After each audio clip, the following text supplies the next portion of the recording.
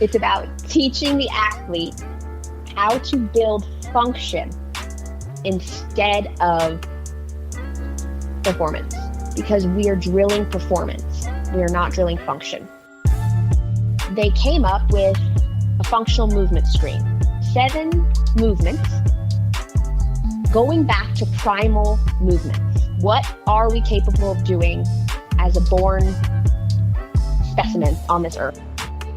Right? Okay. We're 25 years into it and we're making ground, we're making changes. But why is it not in the high school level where the damage is happening and people aren't excelling into collegiate ball? Their warm-up was based off of their imbalances and their weaknesses. Not a whole group. Not everybody was doing the same thing. Hello, and welcome to the show. I am Tony Glasgow. Real quick while I have you, if you're listening on YouTube, go ahead and hit the subscribe button and leave a comment if you feel so inclined. And on your favorite podcast player, download this episode and save it for later, because this show, which is part 2 of my interview with Laura Dill, we're going to delve into the root cause of most injuries. They can be problematic, and Laura is here to just explain to you how to get out of that cycle of just feeling tension and stress on your muscles.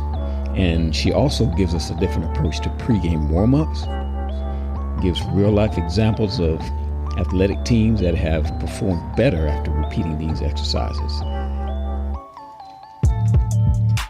And if you don't get all the info in this show at this time, Laura's contact information will be in the description.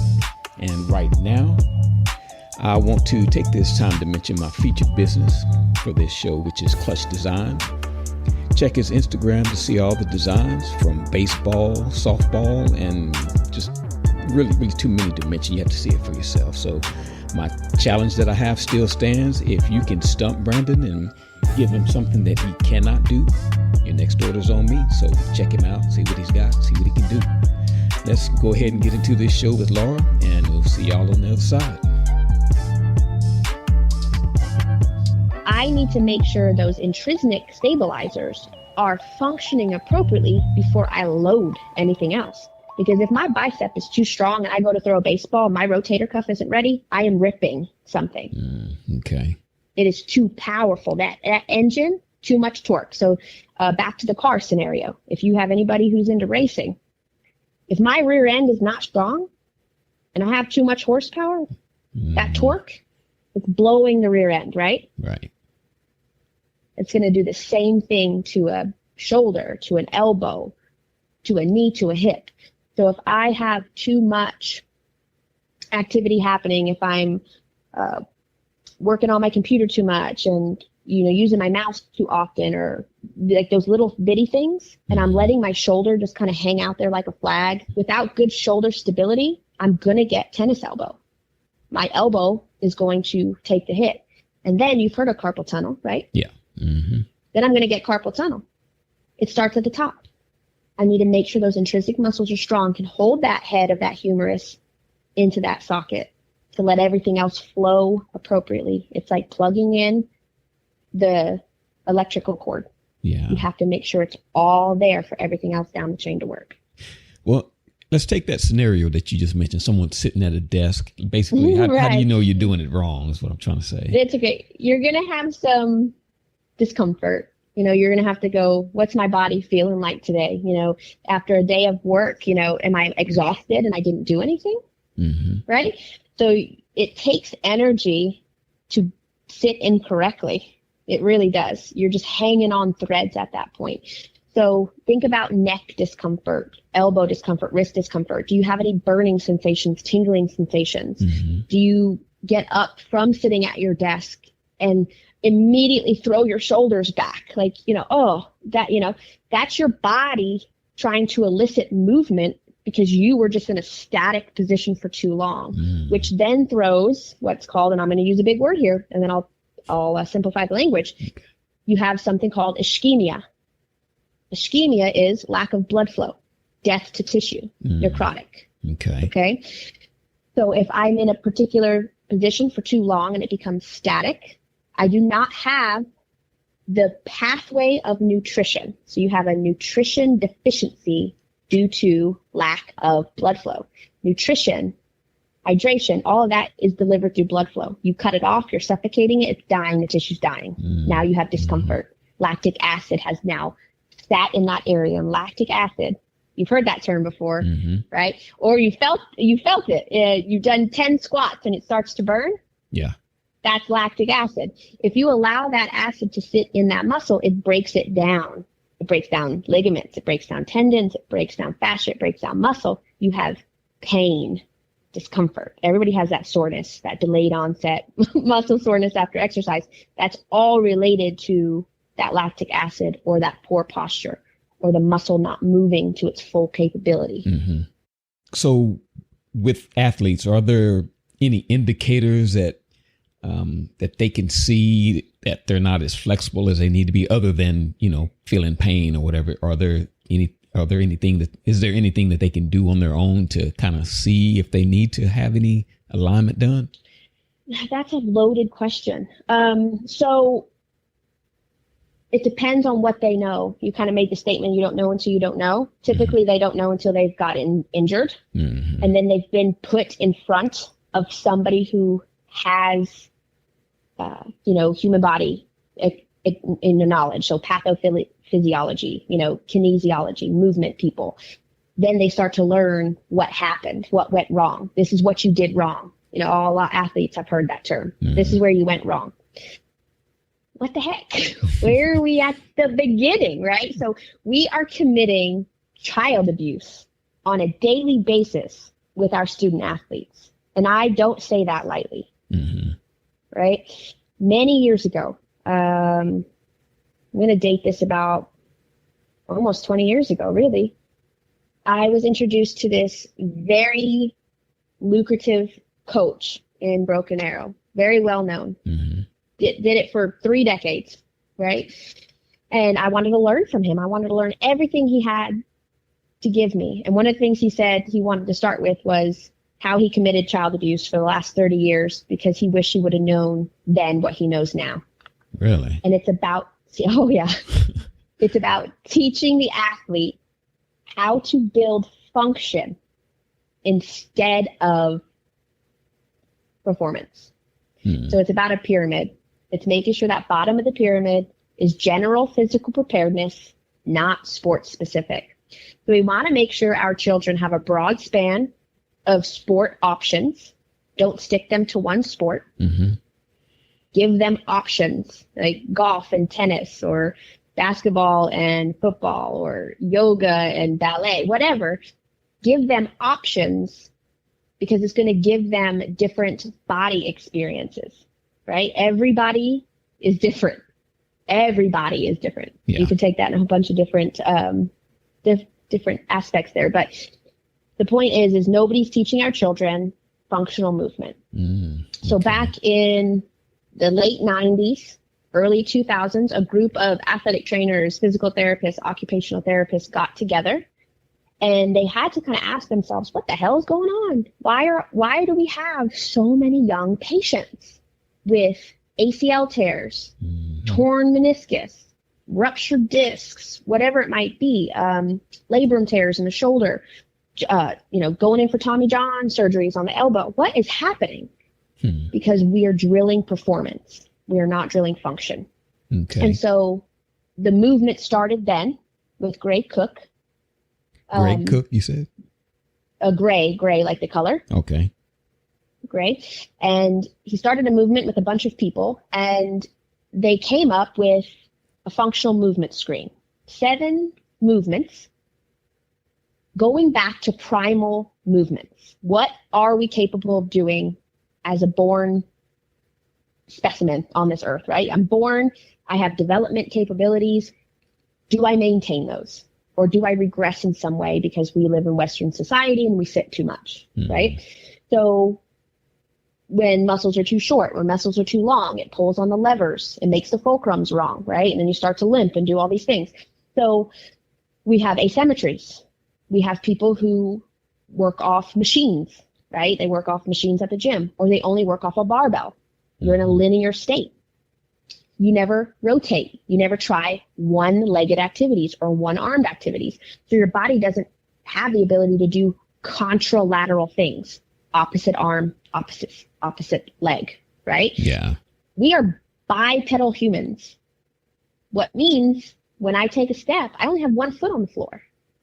I don't move and have 2 feet on the floor. So I need to think of activities in a bipedal, single leg deadlifts, reverse lunges, pistols, all of the things. I'm trying to think of all of the different one-legged activities, even in the lateral sense, right? They don't do that. They go hit the bar, hit the weights, power, power, power. Did you do your sprints? Did you do your static stretching? Because that program is stuck in the 50 years ago.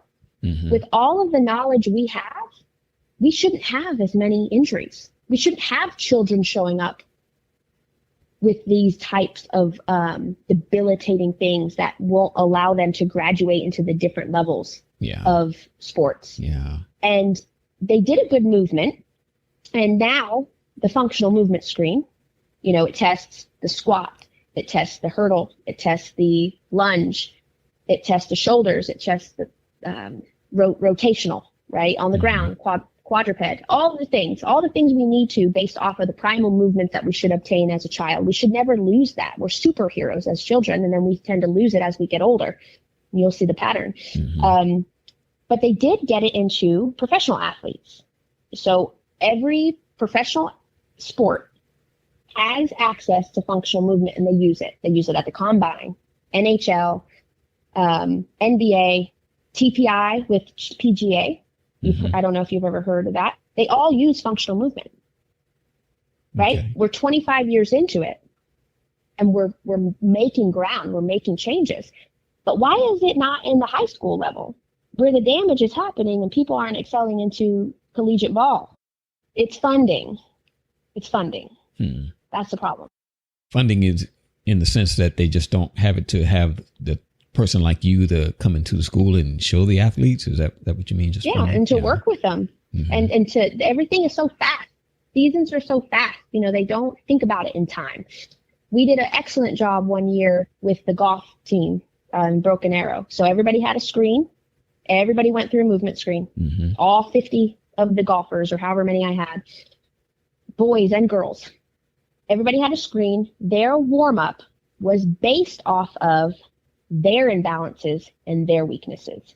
Not a whole group. Not everybody was doing the same thing. So when they showed up, they had their assigned tools to use for their holistic warm-up.